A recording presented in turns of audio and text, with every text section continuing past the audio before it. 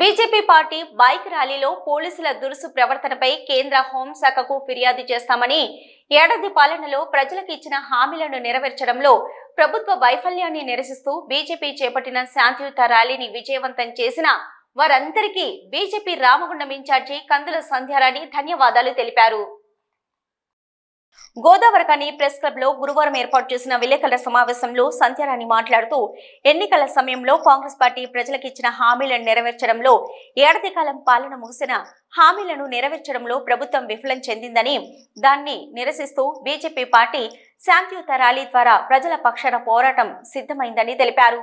కాంగ్రెస్ ప్రభుత్వం మహిళలకు నెలకు 2,500 రూపాయలు ఇవ్వకుండా, నిరుద్యోగ యువతకు 4,000 నిరుద్యోగ భృతి ఇవ్వకుండా మోసం చేసిందని, రైతులకు 5,000 రైతు భరోసా, కౌలు రైతులకు కూలీ భరోసా ఇవ్వలేదని, అలాగే స్థానికంగా లింగాపూర్ బాధితులకు నష్టపరిహారం ఇవ్వకుండా మోసం చేస్తున్న ప్రభుత్వంపై ఛార్జిషీట్ సమర్పించనున్నామని తెలిపారు. బీజేపీ చేపట్టిన శాంతి ర్యాలీని విచ్ఛిన్నం చేయడానికి పోలీసు యంత్రాంగం అనుసరించిన చర్యలు సరికాదని అన్నారు. గోదావరికని వన్ టౌన్ సీఐ స్థానిక ఎమ్మెల్యే కనుసన్నల్లో పనిచేస్తూ కాంగ్రెస్ కార్యకర్తలా ప్రవర్తిస్తున్నారని ఆరోపించారు. రాష్ట్రమంతా ఏ ఆటంకం లేకుండా బీజేపీ శాంతియుత ర్యాలీని చేపడితే, రామగుండంలో మాత్రం పోలీసులు ర్యాలీని సాగనివ్వకుండా అడ్డుకోవడం జరిగిందని అన్నారు. పోలీసు యంత్రాంగం తమ ప్రవర్తనను మార్చుకోవాలని, ఎప్పుడు ఒకే ప్రభుత్వం ఉండదని, రాబోయేది బీజేపీ ప్రభుత్వమని గుర్తుంచుకోవాలని హెచ్చరించారు. నిన్న జరిగినటువంటి శాంతియుత నిరసన ర్యాలీకి పాల్గొని ముఖ్య అతిథులుగా విచ్చేసినటువంటి గౌరవ మా పార్లమెంటు ఎంపీ అభ్యర్థిగా పోటీ చేసినటువంటి గోమాస శ్రీనివాస్ గారు, రాష్ట్ర స్థాయిలో బాధ్యులుగా ఉన్నటువంటి కాశీపేట శివాజీ గారు, హనుమంత్ గౌడ్ గారు, సీనియర్ నాయకులు, కార్యకర్తలందరికీ కూడా నిరసన శాంతియుత ర్యాలీని విజయవంతం చేసిన ప్రతి ఒక్కరికి హృదయపూర్వకంగా మేము ధన్యవాదాలు తెలియజేస్తా ఉన్నాం. అయితే రాష్ట్ర వ్యాప్తంగా పరిస్థితి ఏ రకంగా ఉన్నది, కాంగ్రెస్ పార్టీ ప్రభుత్వం వచ్చిన తర్వాత అనేది పూర్తిగా కూడా ప్రజలందరికీ తెలుసు. ఇవాళ దాంతో పాటుగా స్థానికంగా ఎమ్మెల్యే ఎన్నికల సమయంలో ఏవైతే హామీలు ఇచ్చిండ్రో, వారం రోజుల్లోనే నెలలోపటినే పూర్తి చేస్తామని చెప్పి అనేక హామీలు ఇచ్చి ఓట్లు దండుకొని వాళ్ళు ఏడాది కాలమైన ఏ ఒక్క హామీని కూడా పూర్తి చేయలే. దానికి సంబంధించి ఛార్జ్షీట్ని ఈరోజు మా కార్యకర్తలు, నాయకులందరి సహకారంతో ఈరోజు మీడియా ముందు ప్రవేశపెట్టడం జరుగుతూ ఉంది. అయితే ఇవాళ ఒకటే అడుగుతూ ఉన్నాం మేము రాష్ట్ర ప్రభుత్వాన్ని, స్థానికంగా ఉన్నటువంటి ఎమ్మెల్యేలు, మహిళలకు సంబంధించి ఏదైతే 2,500 రూపాయలు అకౌంట్లో వేస్తామన్నారు, ఇప్పటికీ ఈ సంవత్సర కాలంలో ప్రతి మహిళకి కూడా రాష్ట్ర ప్రభుత్వం నుండి ఏడాది కాలానికి గాను వారు ఇచ్చినటువంటి హామీ మేరకి ఒక్కొక్క మహిళకి 30,000 రూపాయల చొప్పున ఇవ్వాల్సినటువంటి అవసరం ఉంది. ఇది ప్రతి మహిళకి కూడా కాంగ్రెస్ పార్టీ ప్రభుత్వం ఇవాళ బాకీ ఉన్నదని చెప్పి సందర్భంగా తెలియజేస్తా ఉన్నాం.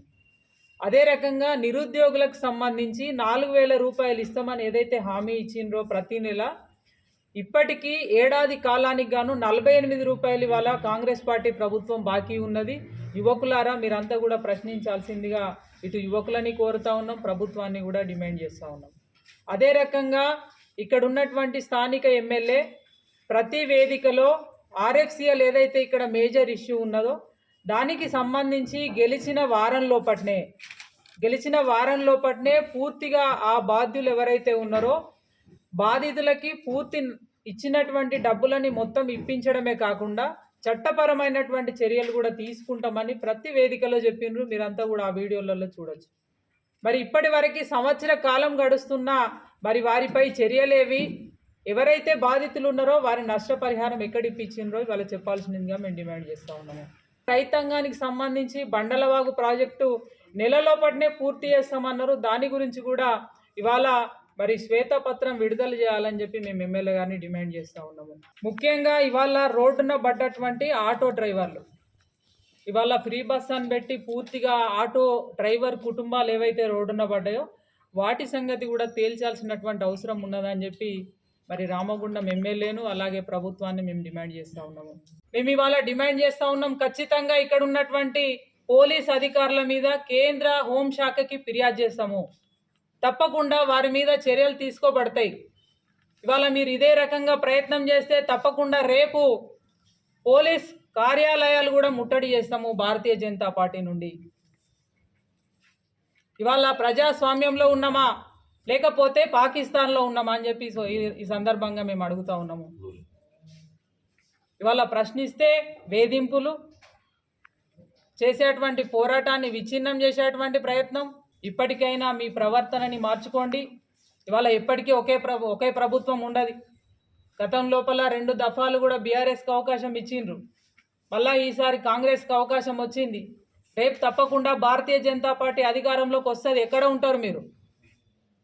ఇవాళ అధికారులు అంటే ప్రజలందరికీ కూడా పనిచేయాల్సినటువంటి బాధ్యులు మీరు. కేవలం ఒకే పార్టీకి ఒకే రాజకీయ నాయకులకి కొమ్ము కాసేటువంటి ప్రయత్నం మానుకోవాలని చెప్పి ఈ సందర్భంగా హెచ్చరిస్తూ ఉన్నాము. ఈ విలేకరుల సమావేశంలో బీజేపీ రాష్ట్ర కార్యదర్శి మెరుగు హనుమంత్ గౌడ్, ఓబీసీ మోర్చా కార్యవర్గ సభ్యులు పిడుగు కృష్ణ, నాయకులు మిట్టపల్లి సంతోష్, బాణాల స్వామి, ఈతినూరి చిరంజీవి, తడగొండ నరసయ్య, జక్కుల నరహరి, బండారి శ్యామ్, అంది రాజ్ కుమార్, మాదరపైన రాకేష్, మచ్చ విశ్వాస్, పద్మ, పంగ రవి తదితరులు ఉన్నారు.